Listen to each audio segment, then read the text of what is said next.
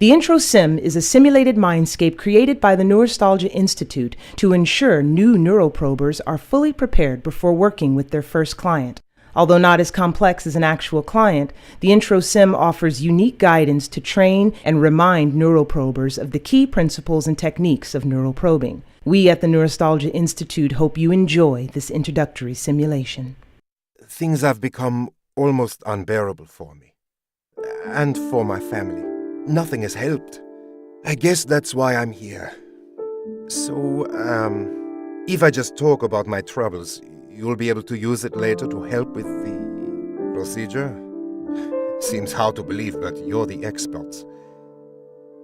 I think many of my issues started when I was young. So, why don't we start with my childhood days, yes? Okay, let's see. I was raised in a lovely cottage in rural Germany. We didn't have much, but my twin sister, our father and I got by. There was actually a great famine for much of my early childhood, and often we went without food. I had many happy moments with my family, but the darkest times began when my father remarried. My stepmother always resented my sister and me. We didn't like her much either, to be honest. God, she was horrible. Sometimes she would take my sister and me out for long walks in the forest, and then she'd hurry home. My sister and I couldn't keep up, and we'd often get lost. We learned to leave a trail of whatever we could find on those walks to help us get home. I guess, in some ways, our stepmother helped us become resourceful like that. My sister is a real fighter. The kind of woman any girl or boy could look up to. She volunteers to work with various youth organizations now. Enough about her. Okay, what else? Maybe I should talk about my feelings, yes? You may find it hard to believe, but I've always struggled with various eating disorders and anxiety around food. Eating anything rich makes me feel scared and anxious. It's hard to describe. My sister has actually experienced similar issues, and it has worsened for us both as we've gotten older. That's not normal, now, is it? We've seen countless doctors about this in the past. They've determined that our issues may be trauma-related, but have yet to help us sort out the underlying source. They have yet to fix us. That's why we're here.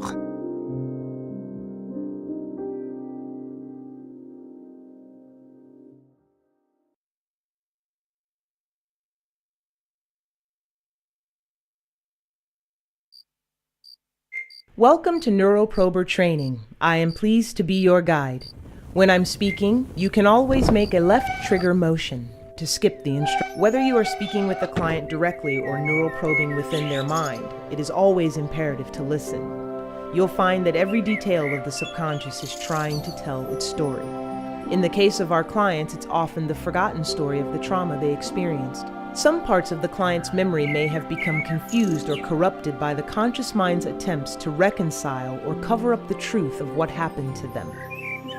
However, if you look closely and carefully in the right places, you will find that the truth will ultimately shine through.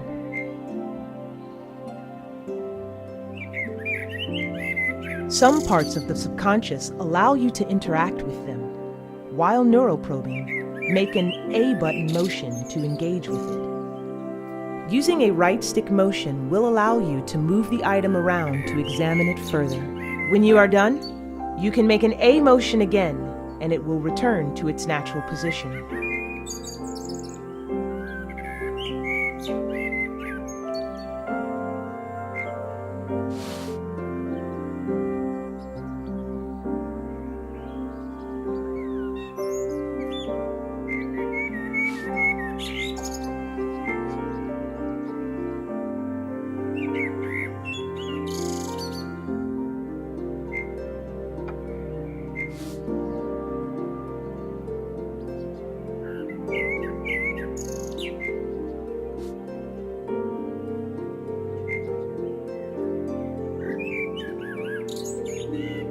While neuroprobing, you will encounter objects that look like photographs. This is how your consciousness interprets the concrete memory moments it finds within the client's psyche. Typically, there are about 10 of these memory photos found in each psyche. The mind can only hold on to so much. You'll find that half of these photos present an actual moment relating to the trauma. The other half tend to be false memories created by the client's conscious mind. It will ultimately be up to you to determine which are which. More on that later.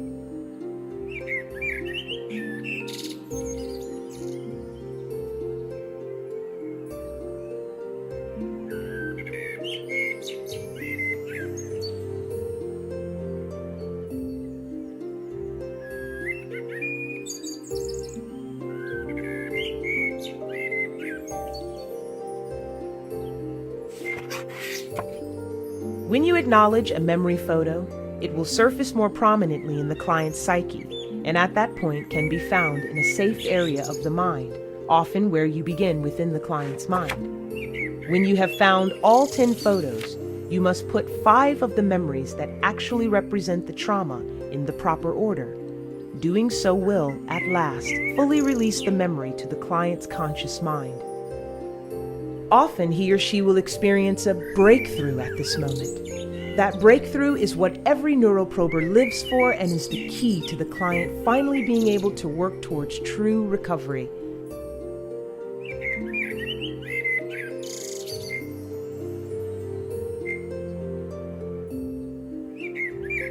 The most important thing you do as a neuroprober is find and acknowledge these photos.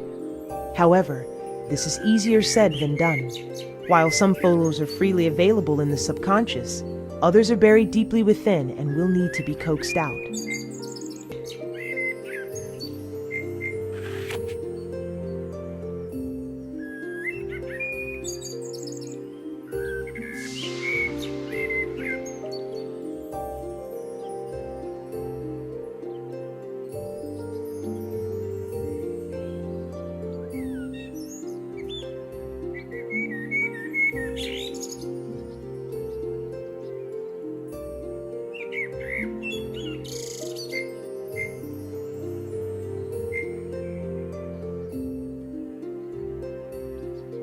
Interacting with one part of the mind can sometimes open up new areas of the psyche.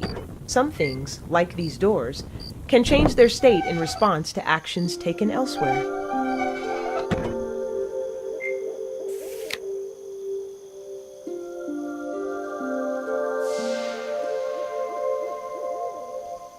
The subconscious doesn't take kindly to intruders, and will take every opportunity to feed off of any sensations of anxiety or tension you offer to it. If you can, try to stay calm and peaceful, even in the face of terror. If you can calm yourself, you'll find the subconscious will calm itself too.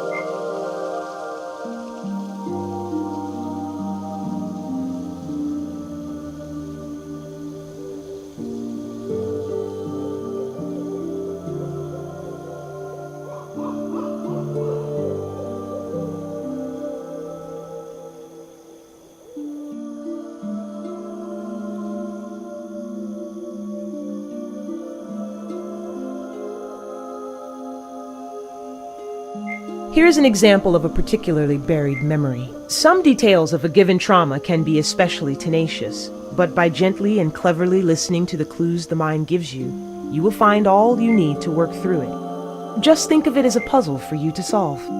When you focus on these puzzles, make a left trigger motion if you need to break your concentration.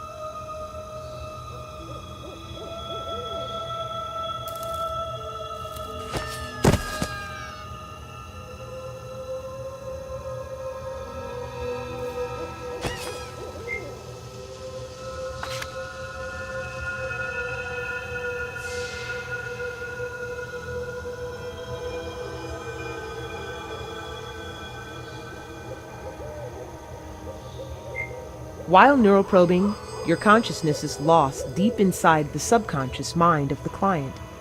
Though this is a journey that you must make alone, we at the Neurostalgia Institute take the safety of our neuroprobers very seriously.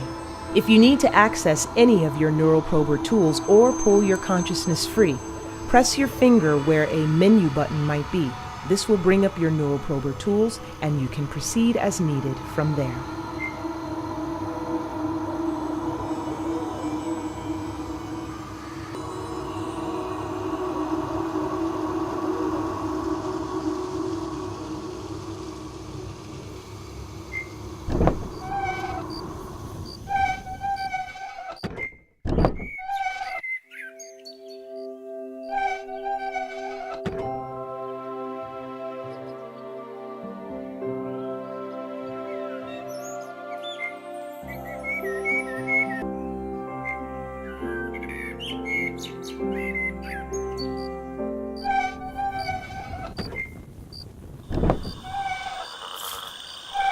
Do you remember when I mentioned that the client's subconsciousness can feed off of your fear? Some uniquely vulnerable areas can be very sensitive and dangerous.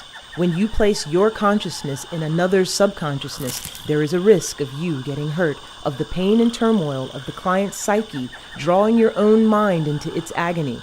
You must be brave in these areas despite the risk. You must stay calm. Should you let your fear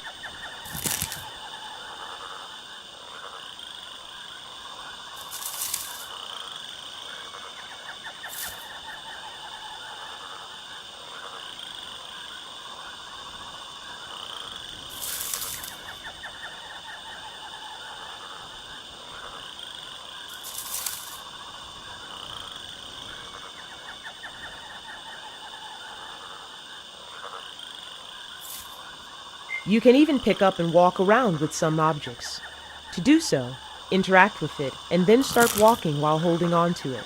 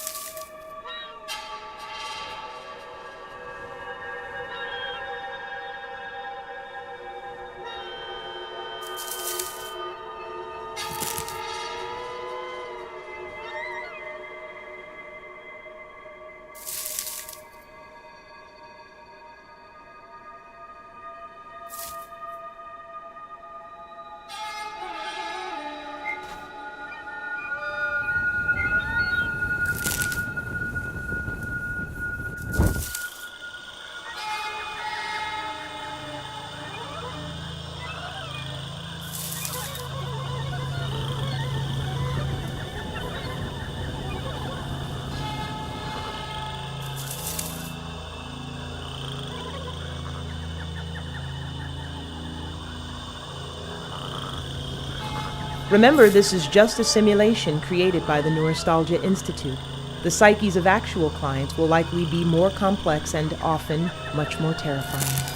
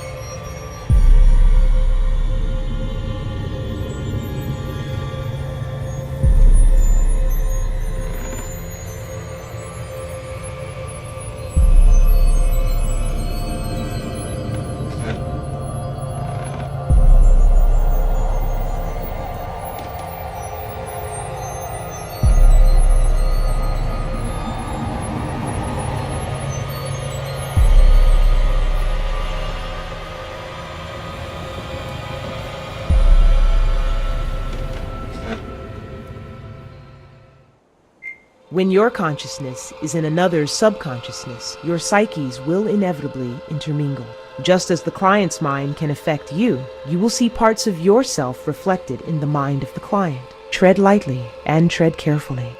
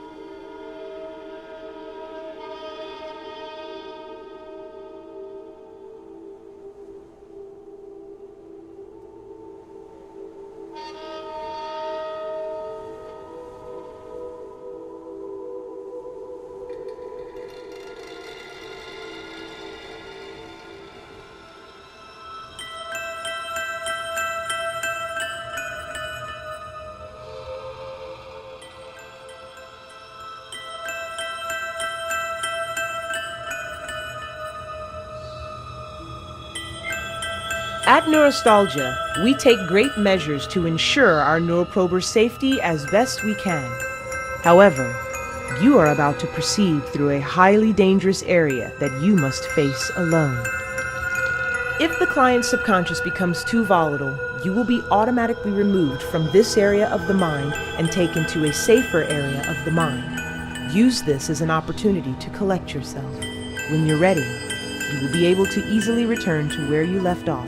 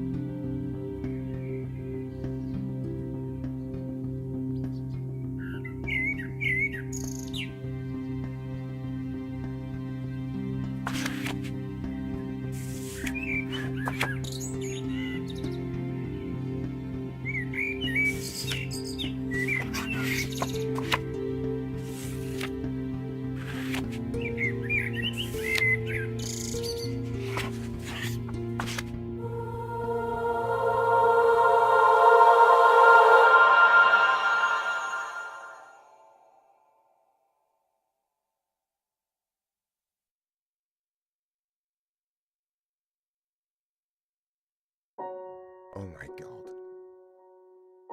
Oh my God. It's all rushing back to me. It's so awful, and I don't want to remember, but yes, I now know the face of my demon. My sister and I, we were taken out into the woods by my stepmother for one of her nighttime walks. We'd usually find our way back by leaving a trail of whatever we could grab before the walk, marbles, pieces of paper, even pebbles. However, one night, she took us deep, deep into the woods. We brought some bread to leave a trail of crumbs, but all the forest creatures must have eaten them. We were lost, so lost. We tried to find our way back, but it was so dark, and we were in a very strange part of the woods. We were lost for days, hungry and tired. We finally found a house and were so hopeful that someone might be able to help us. That house, though, that house was no ordinary house. It looked like candy, and there was something off about it. We shouldn't have gone in, but we did. It was a prison for lost children like us. There was a woman in the house who would fatten her prisoners up and try to eat them, and that was going to be our fate. I was first. She tricked me into getting close to the oven, and before I knew it, I was inside. If it weren't for my clever sister Gretel pulling me out in time, I would have been burned alive. We escaped that house and found our way home. After that, things started to get better. Our awful stepmother passed away, and my family came into some wealth. I guess we just forgot about those events. I mean, how could you live with those images and memories inside your mind? Then again, they were always there. The old woman still torturing us beyond memory, beyond time. However, I can now confront my past, confront this trauma. Thank you. It is better to know than not to know.